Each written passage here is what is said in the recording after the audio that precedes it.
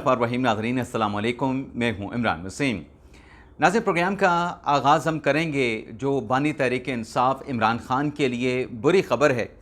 इस बुरी ख़बर की डिटेल से अपने प्रोग्राम का आगाज़ करेंगे और इसके बाद जो सुप्रीम कोर्ट से जुड़ी बड़ी ख़बर की अहम डिटेल्स हैं। जस्टिस मंसूर अली शाह के लिए एक बड़ा झटका, सुप्रीम कोर्ट के 4 जजेस रेडार पे आ गए और जो कुछ और अहम डेवलपमेंट्स हुई हैं पिछले चंद घंटों में, उनकी तफसीलात भी आगे चल के आप देखने वालों के साथ शेयर करेंगे। व्लॉग का आगाज़ करने से पहले आप नाजरीन से ये दरख्वास्त के चैनल को सब्सक्राइब कर लें, बेल आइकॉन का बटन प्रेस करें, वीडियो पसंद आए तो इसे लाइक और शेयर ज़रूर कीजिएगा। नाज़रीन, गुज़िश्ता रात बानी तहरीक इंसाफ इमरान ख़ान के नेफ्यू और अलीमा ख़ान के बेटे शाहरेज़ को गिरफ़्तार कर लिया गया था। आज लाहौर पुलिस की जानिब से शाहरेज़ को गिरफ़्तार करने के बाद जो कानूनी तकाज़ा है कि जिसे भी लॉ इन्फोर्समेंट एजेंसियां गिरफ़्तार करेंगी 24 घंटों के अंदर उस शख्स को मजिस्ट्रेट के सामने पेश किया जाएगा। ये कानून का तकाज़ा है, ये आइन की मंशा है। तो अलीमा ख़ान के बेटे इमरान ख़ान के भांजे को जब जुडिशल मजिस्ट्रेट के सामने पेश किया गया तो पाकिस्तान तहरीक इंसाफ के रहनुमा, PTI के सेक्रेटरी जनरल और नामवर वकील सलमान अकरम राजा साहब ने भरपूर कोशिश की अदालत में जो शाहरेज़ ख़ान हैं उनकी बरियत के लिए। सलमान अकरम राजा ने अदालत के सामने ये दलाइल दिए कि ये जो अलीमा ख़ान के बेटे को गिरफ़्तार किया गया है 9 मई के केस में, क्या वजह है, ऐसे कौन से शवाहिद हैं, ऐसा कौन सा मवाद है कि 2 साल के बाद अलीमा ख़ान के बेटे को गिरफ़्तार किया गया। सलमान अकरम राजा ने जज साहब से कहा कि 9 मई के केसेस में अलीमा ख़ान साहबा को डिस्चार्ज किया जा चुका है, यानी बरी किया जा चुका है, उन पे इल्ज़ाम साबित नहीं हुआ, कोई मवाद नहीं था, कोई शवाहिद नहीं थे, तो शाहरेज़ को भी इस केस में डिस्चार्ज यानी बरी किया जाए। लेकिन प्रोसिक्यूशन साइड की जानिब से जज के इस्तफसार करने पे ये मोहलत मांगी गई कि जिस मवाद की बात की जा रही है कि अलीमा ख़ान के बेटे के ख़िलाफ़ पुलिस के पास शवाहिद क्या हैं, रिकॉर्ड क्या है ऑफेंस का, उस पे पुलिस की जानिब से अदालत में ये मौक़िफ़ रखा गया कि अदालत मोहलत दे तो मुलज़म के ख़िलाफ़ जो रिकॉर्ड है, जो मवाद है, वो आइंदा तारीख़ पे अदालत में पेश कर दिया जाएगा। सलमान अकरम राजा साहब ने यहाँ पे एतराज़ उठाया कि देखें, मुलज़म को अदालत के सामने पेश करना है, लेकिन मुलज़म को पुलिस की वैन में बख्शी खाने में रखने की बजाय पुलिस की वैन में ले जा के बिठा दिया गया है, जिस पर जो DSP थे सिक्योरिटी के पंजाब पुलिस लाहौर के, उनकी तरफ से बताया गया कि मुलज़म को बख्शी खाने में रखा गया है। अगर अदालत मोहलत दे दे तो आइंदा तारीख़ पे मुलज़म के ख़िलाफ़ जो रिकॉर्ड है वो भी पेश कर देंगे और 30 दिन का आप जिस्मानी रिमांड भी दे दें, फ़िज़िकल रिमांड भी दे दें। तो जज साहब ने सलमान अकरम राजा साहब की इस्तदा नहीं मानी। कुछ देर के लिए समाअत को मुलतवी किया गया, फ़ैसला महफूज किया गया। पुलिस की दरख्वास्त पे जो 30 दिन का जिस्मानी रिमांड मांगा गया था और कुछ देर के बाद अदालत ने शाहरेज़ का 8 दिन का जिस्मानी रिमांड जो है वो दे के उसे पुलिस के हवाले कर दिया। अच्छा, जब शाहरेज़ को पुलिस के हवाले किया गया तो उस पर सलमान अकरम राजा साहब ने बाहर मीडिया के साथ गुफ्तगू करते हुए कहा कि 6 मई से लेके 12 मई तक जो है शाहरेज़ जो है वो लाहौर में नहीं थे, बल्कि वो चित्राल में थे। और अलीमा ख़ान साहबा ने ये स्टेटमेंट दिया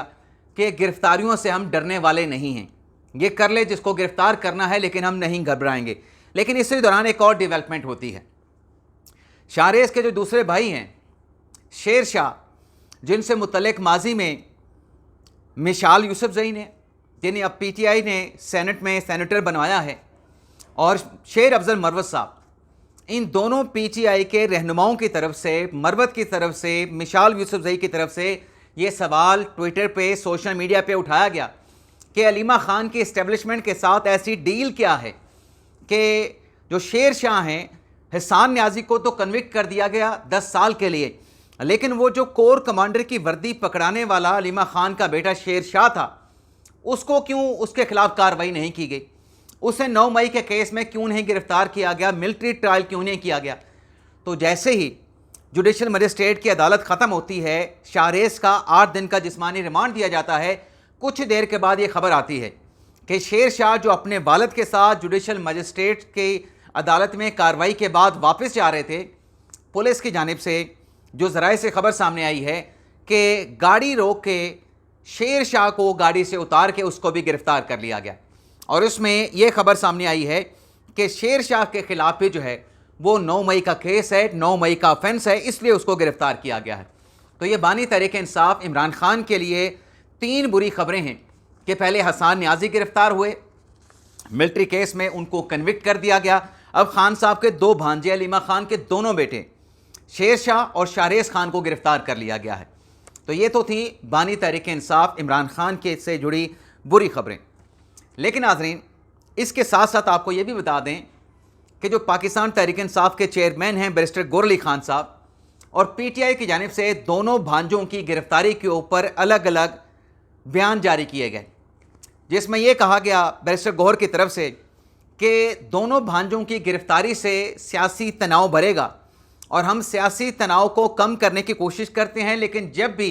سیاسی تناؤ کو کم کرنے کی ہم کوشش کرتے ہیں، گرفتاریاں شروع ہو جاتی ہیں،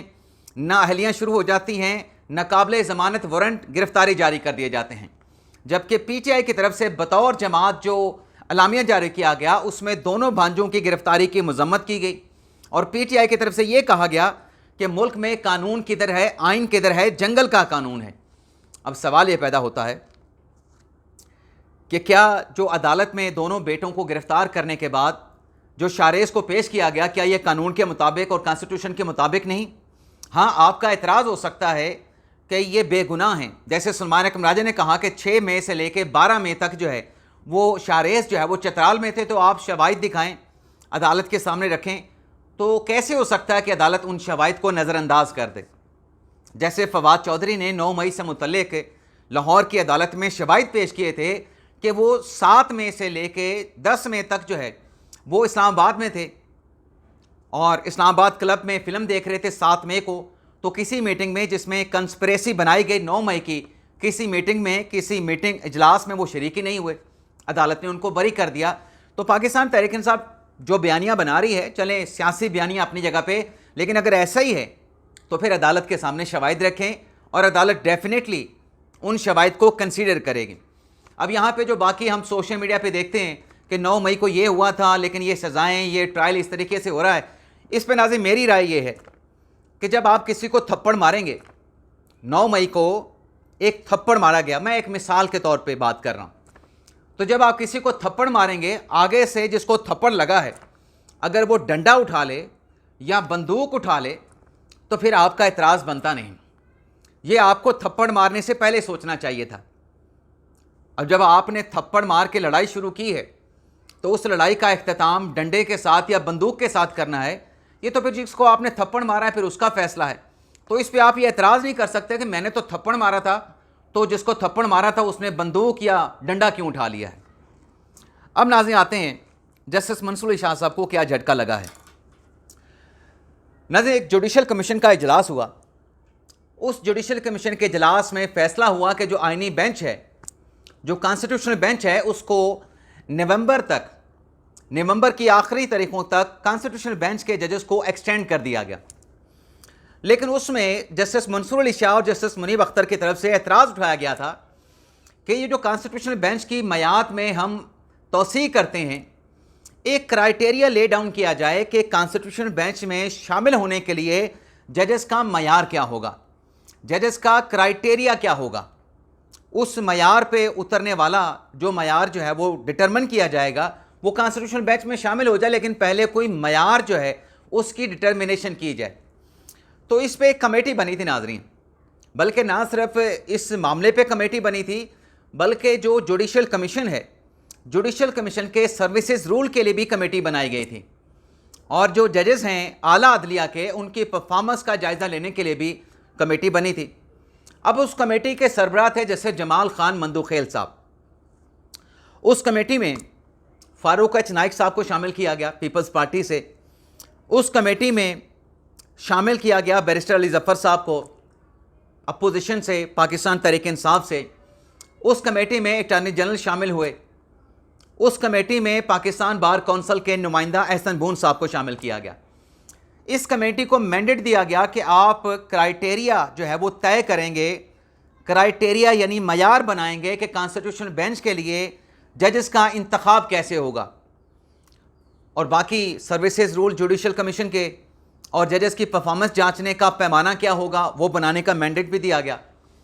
تو ناظرین اس کمیٹی کا اجلاس ہوا. اس کمیٹی کے اجلاس میں جو امفسائز کیا گیا جسٹس منیب اختر, جسٹس منصور شاہ کی طرف سے کہ کانسٹیٹیوشنل بینچ کے ججز کی نامینیشن کے لیے کوئی پیمانہ, کوئی بیرومیٹر, کوئی طریقہ کار واضح کیا جائے. اس سب کمیٹی کے اجلاس میں, جوڈیشل کمیشن کی سب کمیٹی کے اجلاس میں حکومت کی طرف سے کہہ لیں یا فاروق ایچ نائک کی طرف سے کہہ لیں, یہ کہا گیا کہ آئینی بینچ کے لیے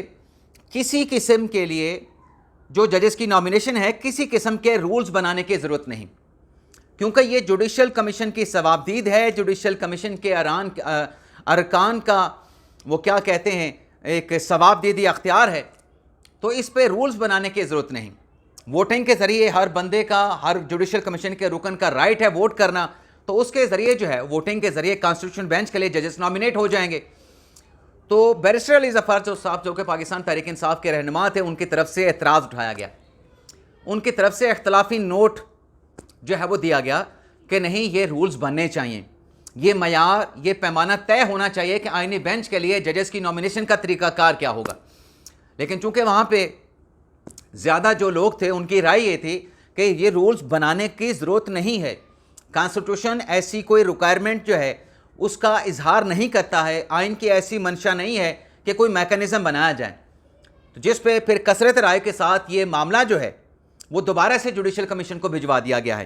یعنی جو منصور شاہ صاحب کی, جسٹس منیب اختر صاحب کا جو اعتراض تھا کہ آئینی بینچ کے لیے جج کون لگے گا, کون نہیں لگ سکتا, معیار کیا ہوگا, پیمانہ کیا ہوگا, میکانزم کیا ہوگا, وہ نہیں بنا سب کمیٹی میں, اور معاملہ جو ہے وہ اکثریت کی رائے کے ساتھ کہ یہ ارکان کا ووٹ دینے کا رائٹ ہے,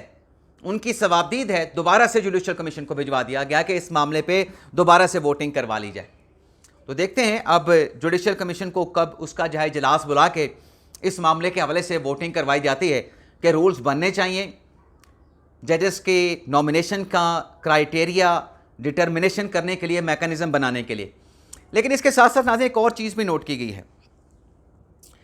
ناظرین جو کل عمران خان صاحب کی ضمانت کے کیس میں جو فیصلہ ہوا, جس میں خان صاحب کو 9 مئی کے 8 مقدمات میں ضمانت دے دی گئی, اس کے بعد ناظرین بلکہ پچھلے کچھ عرصے سے یہ نوٹ کیا جا رہا ہے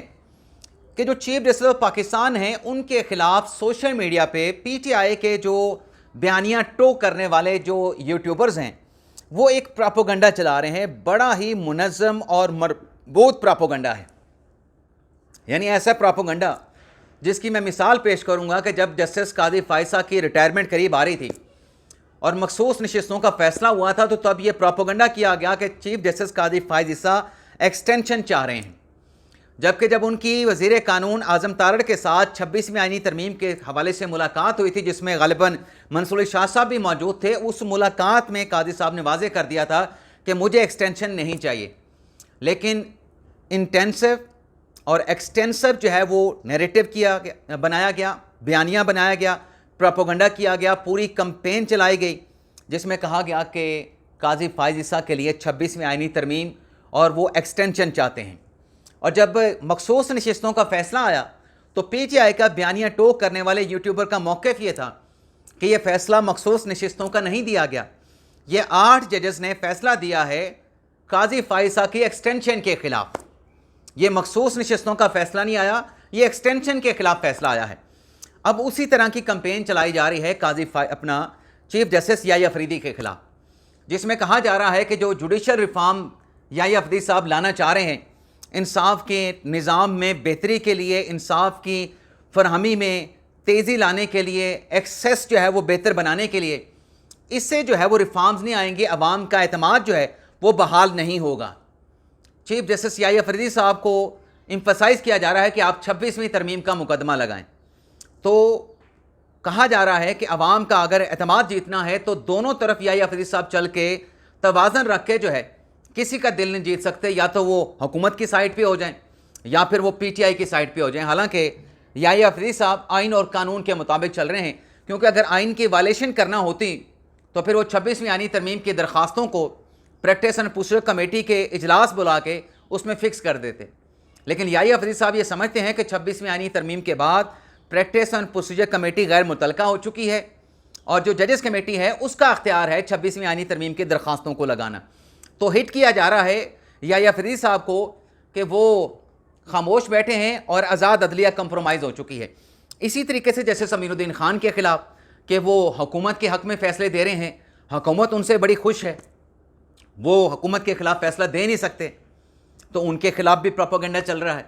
جیسے جمال خان مندوخیل, ان سے متعلق سوشل میڈیا پہ یہ بات ہو رہی ہے کہ واحد جج ہیں جو ججز کے درمیان اختلافات کو ختم کر سکتے ہیں اور جو عدلیہ کمپرومائز کر بیٹھی ہے اس کو آزاد عدلیہ بنانے میں وہ ایک رول, ایک برج کا کردار ادا کر سکتے ہیں. اور جسٹس محمد علی مظہر کے حوالے سے بھی ایسی باتیں کی جا رہی ہیں کہ ان کا جھکاؤ بھی حکومت کی طرف ہے, وہ بھی حکومت کے خلاف فیصلہ نہیں دیتے, وہ بھی کمپرومائز کر جاتے ہیں اپنی آئینی ذمہ داریوں کے حوالے سے. تو یہ عظیم پوری ایک کمپین ہے ججز کو مینٹلی طور پہ ڈسٹرب کرنے کی. اجازت چاہتے ہیں ناظرین, اللہ حافظ.